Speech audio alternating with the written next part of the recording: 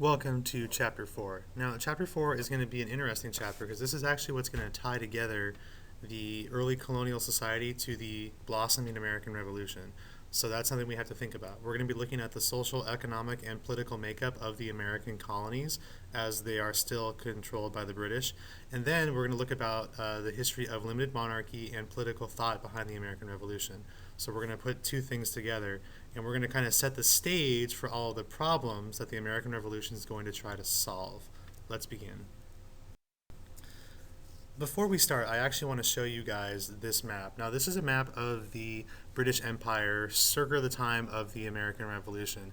There's a famous saying that says the sun never sets on the British Empire. Well, here is a map to show you just how much territory Great Britain controlled. I want you guys to keep this in mind when you talk about how small the American colonies are, the population of the American colonies, versus really, this is going to be the American colonies, this revolution, American colonies versus the world. And I want you guys to really get a good grasp of that before we actually talk about what this is. All right, let's begin. It all starts with this thing called mercantilism. Now, I always call mercantilism the dirty M word because really, well, it is the dirty M word. This is really the root of every problem. Don't let the social things ever get in your way or the political things ever get in your way. The only thing that ever causes change in the world involves money. The American Revolution is ultimately going to happen because of money, and I'm not just talking taxes here. I'm going to talk money. There's some social problems that the British are going to do. There's some political, no taxation without representation. But really what it boils down to, this is really all about cash. Cold, hard cash. And this is where it begins. It starts with mercantilism. Now, this is at a time of relative world peace, unless you count the slaughter of the natives, which most people don't. So this is at a time of relative world peace. So the way that a country would prove their power is to have the most economic power, to have the most money. And mercantilism is a way of making sure that your country keeps money. Here's how it works. Mercantilism states that each country's power is held in the amount of gold that they have. So to secure more wealth and more gold, a country needs to maximize the sale of goods abroad in exchange for gold. So the idea is you want to make sure if you are, for example, Great Britain, you want to make sure you don't buy anything from anyone and instead you sell things to everyone. That means you're making money. So Great Britain needs to find a way to ensure that they have a bunch of raw materials, which of course Great Britain doesn't. They're just a big giant rock in the ocean. And they have to find a way to make sure that everyone else in the world's buying from them. How do you do this? Well, that's what mercantilism is. That's the basic idea here. But again, Great Britain has a problem. They have to get raw materials. They can finish goods. That's not a problem. They have to actually get raw materials. Fortunately for them, they have the American colonies. The American colonies are littered with trees. I can tell you, having just been on a trip to this part of the country, there are trees completely just burying the East Coast. So if you need to make, I don't know, ships or lumber or anything, any finished good involving wood, which by the way, most finished goods do involve wood at this time period, you need to have a place where you can get that from. For Great Britain, that's going to be North America. That's where they get all of their supplies. Then those supplies are going to be transported over to Great Britain, and Great Britain is going to make a finished material. They're going to make, for example, they get a tree, they're going to make a desk.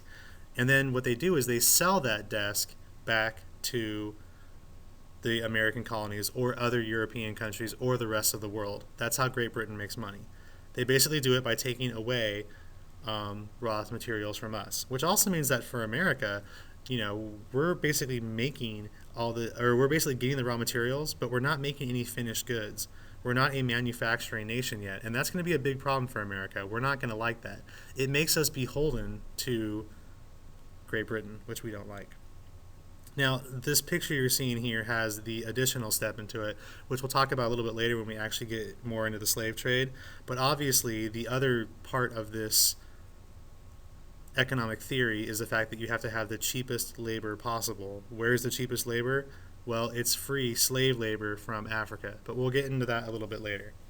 Now, the problem is that for the American colonies, this system doesn't really work. It kind of sucks for them. They're making the raw materials, but they're not getting anything out of it. So, in order to enforce mercantilism, we have these things created called the Navigation Acts. Every time you see the word navigation acts, it has nothing to do with directions. This is not Google Maps, okay? Navigation acts, every single one, there's like 50 of them. Every single time you see one, just know that they are designed to enforce mercantilism. I'm going to say that again to make sure it sticks. They're designed to enforce mercantilism.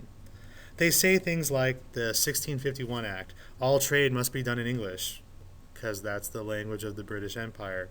Okay. 1660, all non-British ships cannot import goods into English ports. Again, the English want to make sure that only they are making money. 1663, the colonies can only receive British ships. Again, it's just an idea to make sure that only Great Britain's getting money. Because think of it this way. Pretend you're Spain.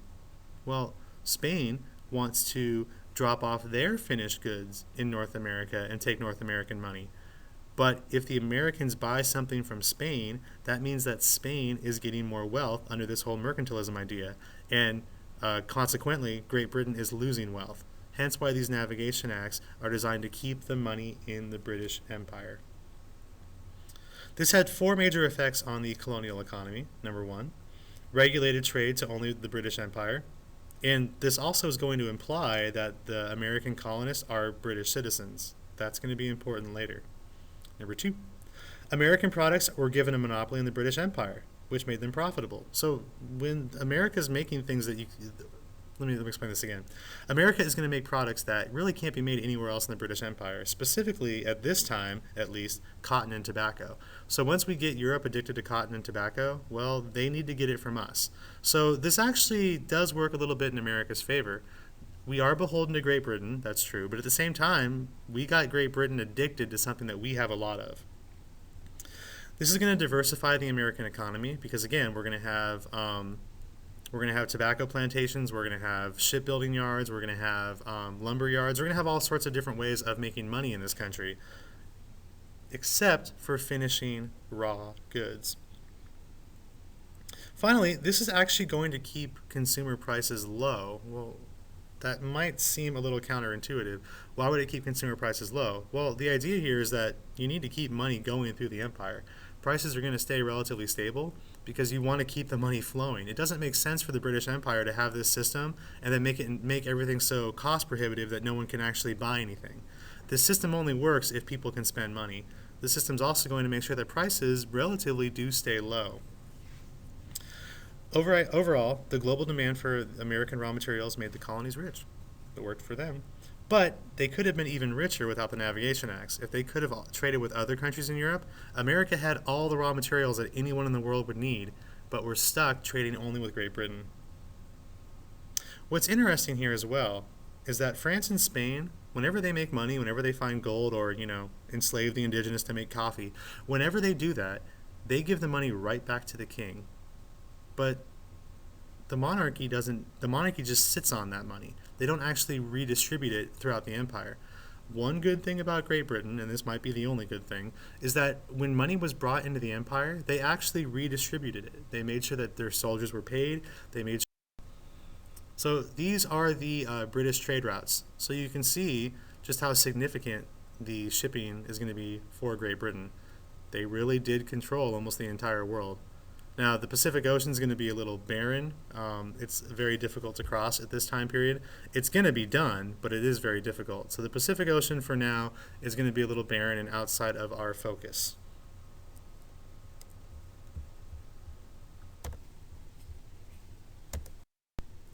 Meanwhile, this success of the American colonies, this economic success they're going through, is going to lead to a population explosion.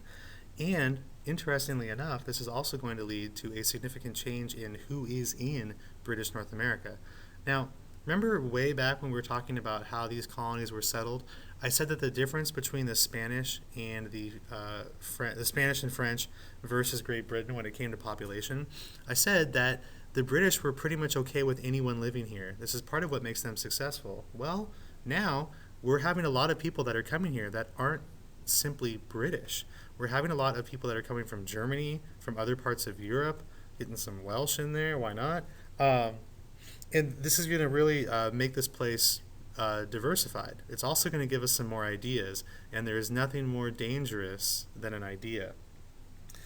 Especially because a lot of these new immigrants coming in have no ties to Great Britain. In fact, they couldn't care less about Great Britain. So, with that in mind, when this revolution is going to spark, they're not necessarily going to be in love with Great Britain to begin with. They're here to make money and to have a nice life, and that is possible in America. That's kind of the neat thing about America. That's pretty much always been our prerogative. We have over 1 million people living in the American colonies by 1750, which that might not sound like a lot of people to you, but that's actually a big chunk of, well, I don't want to say the world population because it's not necessarily entirely true. We still have India and China with like 200 million people each, but this is a lot of people in the New World. This is really the center of population for the New World because, again, everyone else is dead. Good job, Spain. The birth rate is also going to explode during this time period. The average female, ladies, keep this in mind. You're probably having your first kid around the age of 13, ladies, so let's keep this in mind. The average female has 8 children in her lifetime, which would lead to about 42 grandchildren. And by the way, those are 8 children that live. Usually a colonial era woman is basically pregnant from the age of 13 until the age of about 30. She's pretty much consistently pregnant, assuming she lives through all the births, which is not a common thing either. So ladies, at this age of your life, you probably would have already had your second child and be carrying your third. That was what life was like in the 1700s. It's a much different society, a much different life now. Which also means that the people living in British North America really aren't British at all. They could be second or third generation people born here in America with very little connection to Great Britain. They might not even know how the whole parliamentary system works. Most Americans don't today, but they probably didn't then either. They have no tie. They weren't born there. Their family's been here for 100 years. They don't necessarily care about Great Britain, and that's going to have a serious, drastic effect. America has always been a society of farmers. In fact, this whole idea that less than 0.1% of the population of America in 2010 are actually farmers, that's a really, really new concept. Everyone was a farmer in America, even all the way up until the Civil War. In fact, our first our first 5 presidents were actually farmers as well as politicians and lawyers. So they farmed. John Adams, he would go home to make sure that he could farm. Then he would come back once the crops were all tilled. He'd come back and be president for a while. Then he would go home to plant all the crops. Then he'd be president for a while. Then he'd go, that's what he did. He spent the rest of his life, the remaining 25 years of his life after leaving the office of president, as a farmer. He died a farmer. Same with Jefferson, same with Washington, same with Madison. That's what these people did. So farming is a big part of America. The problem, though, is that farming is actually a little rough on the soil if you're not careful about it.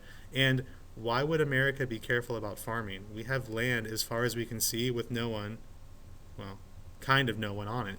So we're basically going to not use the best farming techniques here in North America, and we're going to end up destroying a lot of land, which means we're going to have to push further west. We're going to cut down more trees, we're going to make more farmland, and we're going to push further west, and we're going to push further west. One of the continuing themes of this class is going to be westward movement and westward expansion. It starts pretty early on because we need to. We have to farm that land. We have more people coming here. They need to eat. They need land. We're going to keep pushing and pushing westward. And that's going to have some serious consequences in a little bit. There's something interesting about cities. And this is actually a worldwide problem, but it actually happens even in America. Even though cities only held about 4% of the population of the entire American colonies, they held a majority of the money. For some reason, cities just tend to collect money. There's not a lot of land there, but there's always a lot of money. And another paradox is the fact that cities have so much money, yet they always, and I mean always, have a significant amount of poor. That's just one of the weird paradoxes we have. There's very few people that live in cities generally, up until modern times. But there's always a lot of money in cities, always, and for some reason, there's going to always be severe poverty. It's kind of strange. By the way, why is it that cities have such a low population? Cities are death traps. And this is not, I'm not just saying this because Mr. Mullen hates cities. Really, cities have a really high, tend to be a very small area. So even though there's few people living there, the population density is really close, or is really high because people live really close together, which means that they're going to have poor sanitation because, why not? We're lazy Americans. Poor sanitation, high population density equals spread of diseases.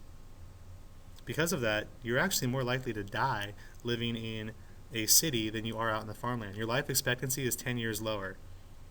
True story. Philadelphia, considered one of the best cities in the world at this time period. People would leave the city in the summer because there'd be a yellow fever outbreak and there'd be a bunch of diseases spreading around, and they didn't want to be near anyone. So the city, one of the most important cities in the world, is going to be completely depopulated in the summer because living there can kill you. That is an urban paradox. One of the problems in this class is the fact that the story of slavery is kind of hard to tell, not just because it's difficult and it's difficult subject matter, but because of the fact that really this story split up over 300 years of American history. The story's kind of split up and it's kind of sparse. So what's going to happen is I'm going to tell you guys a story about slavery, and then we're going to talk about some other stuff, and then I'm going to go back and talk about slavery again. Then we're going to talk about some other stuff. So slavery is still happening in the background of all the other stories we're telling, but logically, I kind of have to just place it in certain spots and tell you and remind you the story is going on. But this is happening throughout America, really from the day the first quote-unquote Americans got here in the early 1600s until the American Civil War. The story of slavery is happening. I might not be talking about it every day, but it is going on in the background. So I'm going to about once a chapter, maybe once every other chapter with your textbook, it tells the story of what's happening with slaves in that part. But again, it's always going on in the background. I'm not trying to ignore the story. I'm just trying to place it in a spot where we can actually lead to a progression. So let's tell the story of slaves. Now, about 40% of those immigrants, remember how I said we have about 1 million people living in the American colonies? A lot of them are going to be children of immigrants. But the immigrants that are coming to America, are going to be black slaves. Now, you've probably heard a lot of stories about how slaves were brought over here. They're brought over here on slave ships. They're deliberately kept separate by tribe. That way the people can't talk and they don't have a common language and they can't work together. That's all still going on. I know I've brought that up in a previous chapter. Slaves came to the New World along the Middle Passage. Slaves were crammed into tiny quarters, and any who objected were flogged, which is a fancy way of saying beaten near death. When rebellion started to break out on ships, it became common to chain slaves to the floor. That way they couldn't move. And what they would do is the slave shippers would bring slaves up in small groups to the top deck for about 30 minutes a day to walk around. That way their muscles wouldn't atrophy. And that's pretty much all they did for weeks as they traveled across the Middle Passage from Africa to the New World. That being said, only 5% of transported Africans actually came to the American colonies from Africa. That might not seem to make sense to you guys. How is it possible that we're talking about this horrible Middle Passage, but the fact is most of them don't make it to the British North American colonies? Well, most of the transported slaves are going to make it to the Caribbean. They're going to stay in the Caribbean, and then the quote-unquote best slaves are going to be sent up to the British North American colonies. Why are slaves so desirable? Well, besides the fact that you can force a slave to do the quote-unquote dirty work that you wouldn't want to do, slaves are only going to cost about 40% of an indentured servant's cost to maintain. And on top of that, slaves actually ended up growing a majority of their own food on plantations, so they're going to be ridiculously cheap to maintain. And again, indentured servants are also pretty cheap to maintain, but slaves are going to be significantly cheaper. And the best part about slaves, if you are a slave owner, is the fact that the children of slaves are slaves. So whereas indentured servants after 7 years are going to be free, slaves forever. It's a continual system. In fact, most of the slaves that we're going to have in North America by the time of the Civil War. They aren't imported. We stopped importing slaves after about 1805. Most of the slaves that we have in North America are going to be the children of former people brought over from Africa. That's pretty much how the system works. That's why it's so desirable to Southern planters. Anyway, slave children are going to begin working in the fields at the age of 7, and most are actually going to work until they die. They will die in the field. Slaves don't get to die in a bed. They spend the last year of their life in a bed. They are in the field until the moment they die. This also is going to include pregnant women. What's going to start happening is that these newer generations of black slaves, we'll call them Creoles, they're going to begin to differ from their parents. They're going to speak a more common language, English in this case, and they stop identifying with their tribal roots. Among the many, many terrors and horrors of slavery, one of the ones that actually is the most culturally significant is the fact that slaves are going to lose ties to Africa. Most people that are here in America that are descendants from slaves have no idea what tribe, what colony, I don't want to use the word country because Africa got split up into countries in a completely different story. But they don't know where from Africa their family is from. They've lost their cultural heritage. It's among the many horrors that have been done to African slaves. That's actually one of the ones that we are still dealing with today, is the fact that these people don't know where they came from. They don't. It's really, truly tragic. But there's actually going to be a little thing going on here. So these Creoles are actually going to speak English. No longer are they going to be a group of slaves that don't have a common language or can't communicate with each other. After about 25 years of this whole slave trade, and we're going to start having the children of slaves continue to be slaves, well, that's actually going to have, I don't want to call it a positive change, but it actually is going to be a change. Now we're going to have a group of people that all do speak English, which is going to mean that they're going to be able to communicate with each other. That's going to lead to a rebellion in a second. But before we get there, there's one little problem we have. Slavery is still not technically legal in the American colonies, so the individual colonies are going to pass laws to make slavery legal. Those are called slave codes. Virginia is going to pass the first set of them. And Virginia is going to have about 200,000 slaves all on its own. That's not the largest slave state. Well, not at the time of the Civil War, but it is pretty significant. In fact, slaves are going to outnumber whites. So let's put two and two together here. We're going to have a group of people that outnumber whites, and they now have a common language that they can speak. So if they're not happy, something bad's going to happen. Welcome to the Stono Rebellion. The year is 1739. The colony is South Carolina, and this is going to be our first major slave insurrection. Slaves are going to rebel against the horrible conditions they are living in. And again, they outnumber the whites, and they can all speak to each other now. So there's going to be a rebellion. 20 slaves are going to seize guns and ammunition from their masters, and they're going to march towards Florida, which in this case is a Spanish colony, which would have actually led to their freedom. Spain had ended, black slavery by this time period. Spain's going to enslave Native Americans in Central and South America pretty much for a long time. I can't think of the fancy way to say the other word. Anyway, so the the quote-unquote freed slaves are going to try to make their way to Florida, but they're not going to make it. A militia is going to attack and kill them, and they're going to kill a whole bunch of other slaves that they find on the plantations. In fact, the slaves that had rebelled are going to have their heads put on spikes for 20 miles outside of the road into South Carolina as a warning for any other slaves that might try to do this similar thing. And in fact, large-scale slave rebellions are actually very rare in North America, in Central America, and in South America. Slaves don't rebel. Why? Because look at what happens when they do. They're put down pretty severely. What's going to happen because of this is that the laws are going to be made that are even more restrictive towards blacks. It's going to restrict the freedom of blacks, restrict the freedom of slaves pretty significantly in order to keep them from ever rebelling again. And there's going to be a couple, but really, slave rebellions are actually very rare. And this is part of the reason why. Oh, right, of course. The other reason why slave rebellions are rare is the fact that Well, slaves now are going to have families. Remember how I said they're having kids, which is where a majority of our slave population is coming from? If you have kids, you're going to be a lot less likely to go through a slave rebellion or a revolt or to overthrow your master, which might end up getting your kids and your wife and kids killed.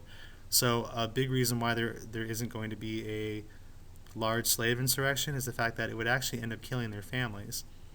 And maybe a life of slavery is not ideal, but it at least keeps your family alive.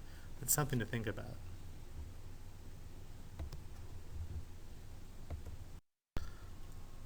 The Native Americans are going to be another interesting story. Now, again, we're at the part of the chapter where it kind of just lumps groups together and then says, okay, this is their effect on the blossoming American Revolution. We talk about the colonists, we talk about the economy, we talked about slaves, and now we're going to talk about the Native Americans. Your textbook does this. You'll notice the pattern as we go. Now, the natives are not dumb.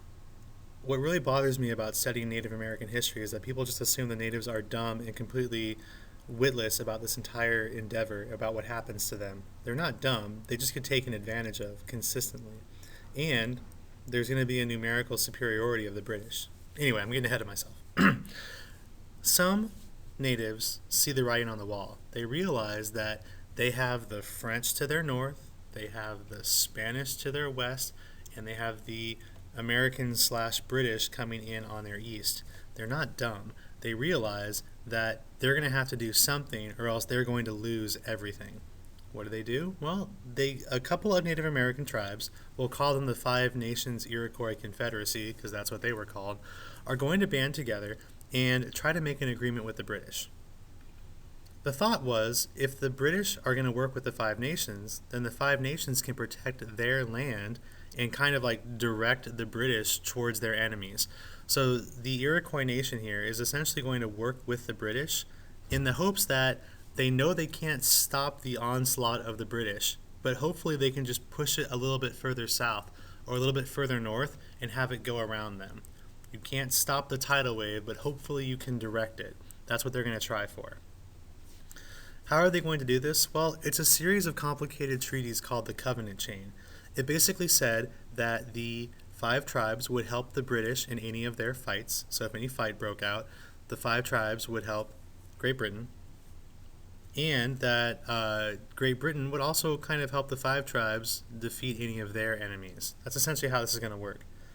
And by doing this process, the Five Nations Iroquois Confederacy is going to become the most powerful Native American group in the region and controls a large amount of land. They work well with the British. For now. Side story. We can't really forget about the French and the Spanish, so I'm going to show the exact same picture I've shown the last 5 times we've talked about them, just so that way you know their story is the same. That's all you have to know. Just like see chapters 2 and 3. Their story is the exact same. All that really matters here is that the French are starting to think about expanding their territory, and we don't want them to. And the Spanish are actually starting to lose their territory, but that's going to be a story for a little bit later.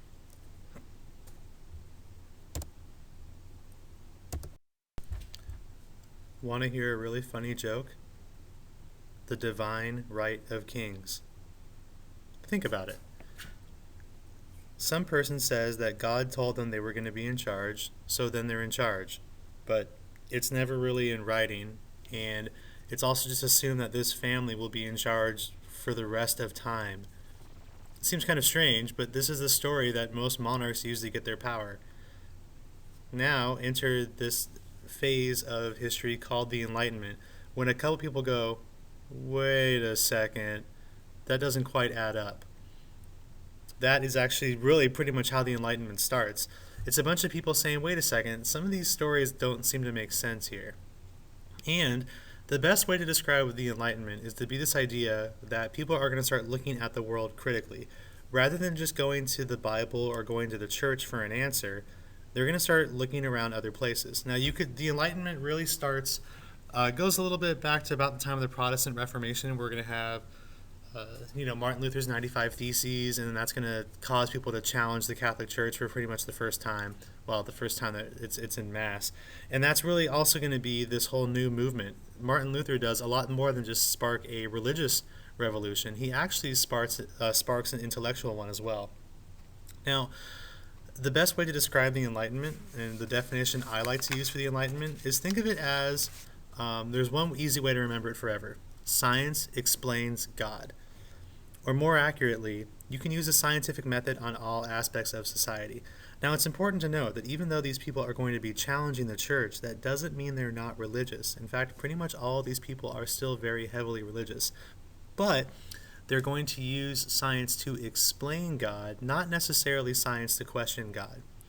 At the same time, this movement is going to happen in Europe, but it's going to blossom and explode in North America.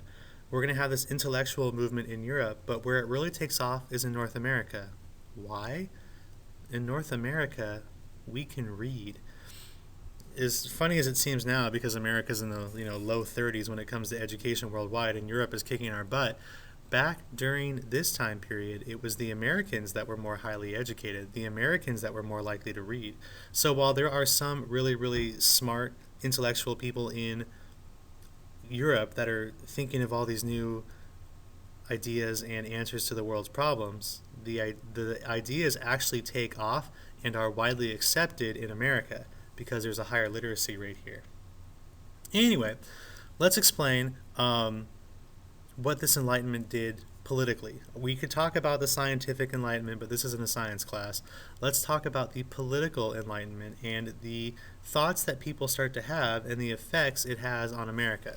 You'll see the ties as we get through them. Let's start with this dude, John Locke. Look at that lovely hair and that big giant nose. And his eyes tend to follow you if you move from left to right. It's kind of creepy. John Locke is an English philosopher.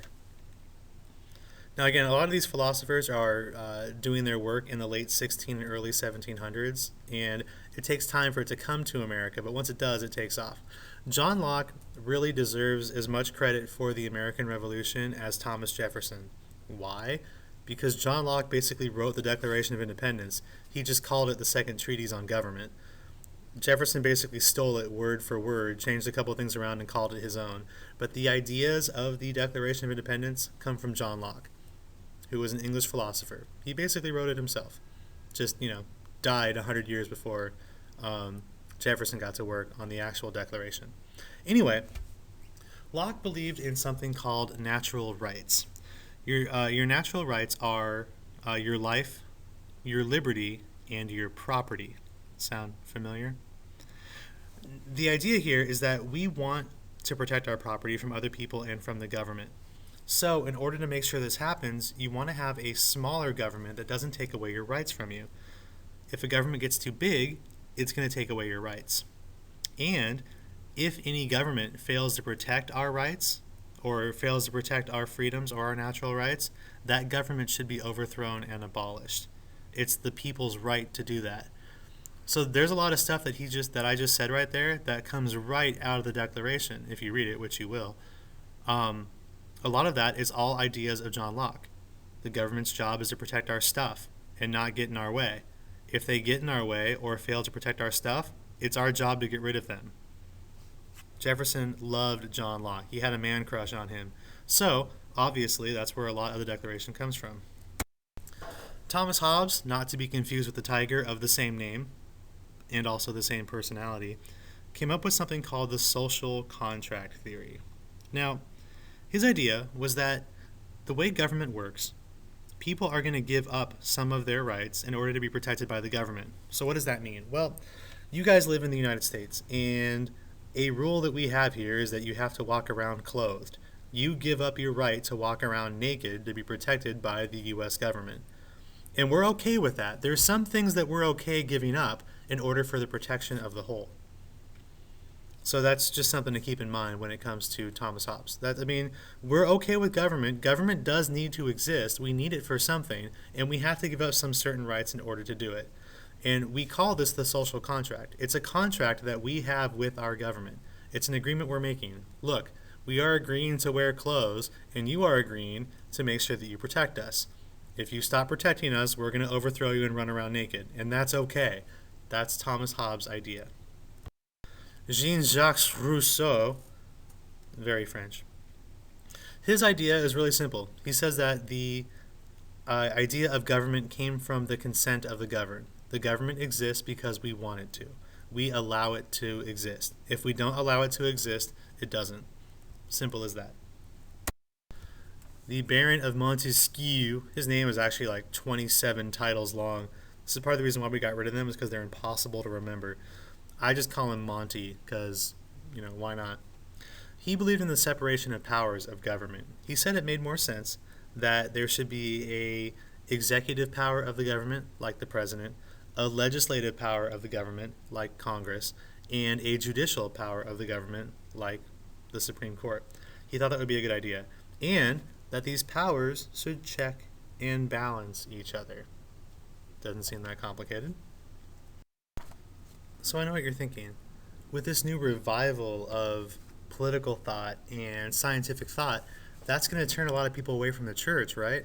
A lot of people are going to say, hey, wait a second, the Bible doesn't answer this question, but science sure did. The Bible doesn't explain gravity, but science sure does. So obviously people are going to turn away from God in favor of science, right?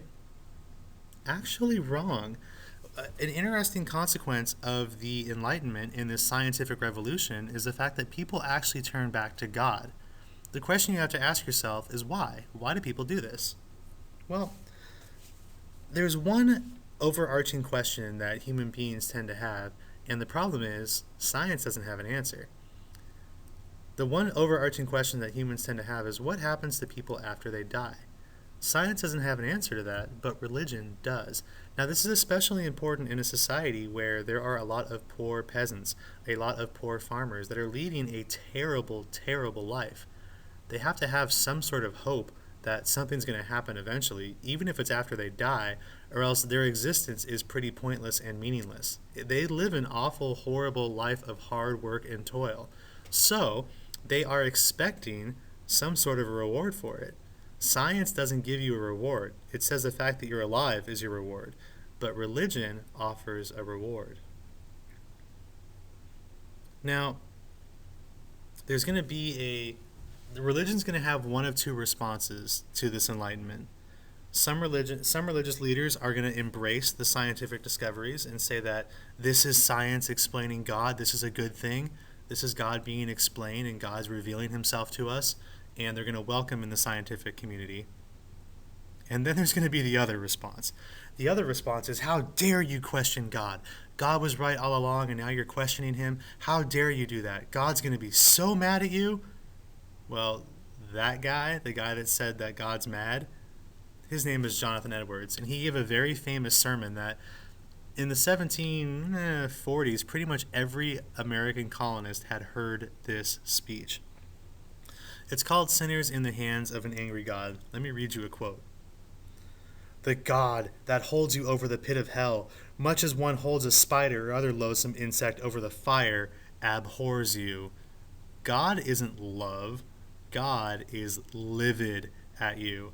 So you better make sure you are the best person possible, because just as you wouldn't mind throwing a spider into a fire, God wouldn't mind throwing you into hell unless you happen to be a really, really, really good person. So turn it around now. And the American colonists do. This is a huge religious revival that is going to happen. What are some effects of this great awakening?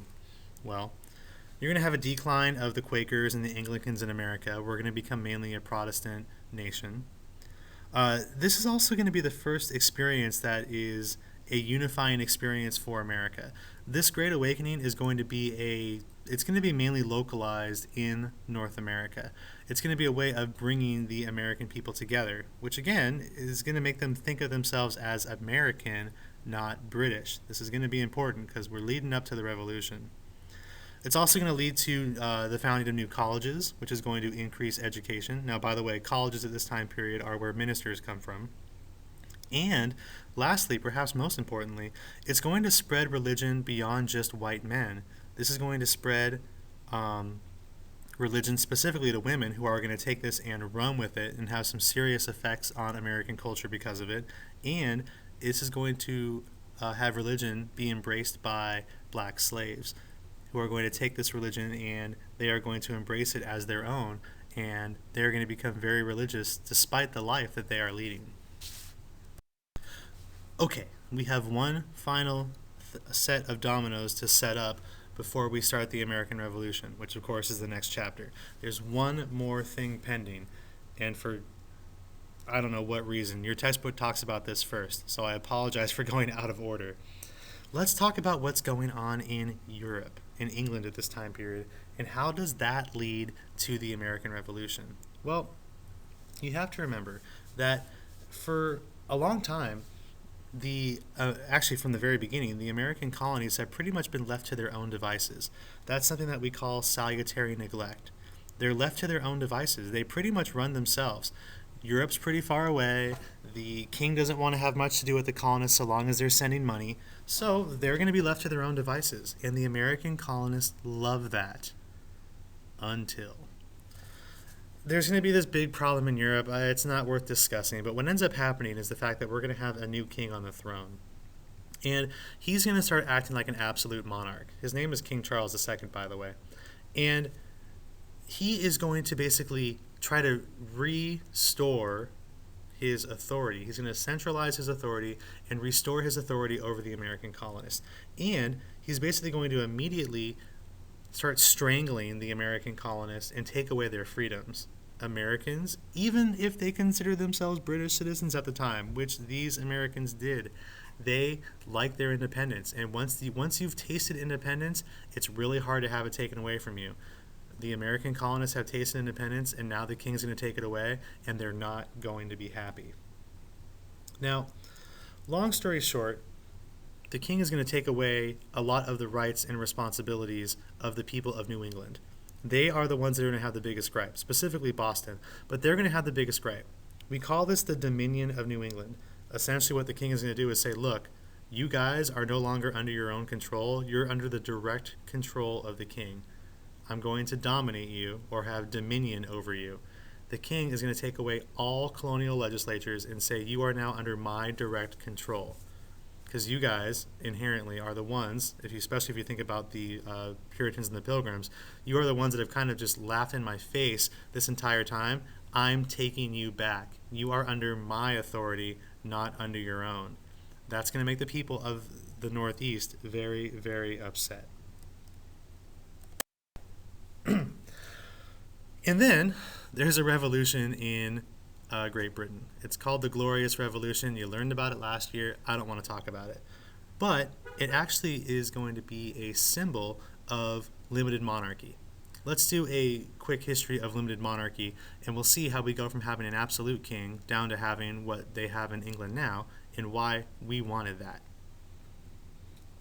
So, let's go all the way back to 1215. So the king had absolute power over England for 1,000 years. And then, well, not 1,000 years, for a significant amount of time. We have the divine right of kings. And then, in 1215, King John's going to be forced to sign the Magna Carta. The Magna Carta is basically the world's first written constitution, and it's going to limit the power of the king. The king is going to be beholden to Parliament, who at the time were all the people that had the money in England, and the king's going to have to listen to them. And he signs this document. Worked out pretty well. In 1265, the rich nobles are actually going to call themselves Parliament and make themselves the legislative body of England, which is going to be another instance of taking power away from the king. In 1628, we're going to have what is called the Petition of Right, which says that only Parliament has the right to tax. And it's going to establish something called habeas corpus. Habeas corpus, or as I call it, the Harry Potter spell, is basically says that you have to be told why you are arrested. You can't just have someone come into your house and arrest you and throw you in jail the rest of your life without being told why.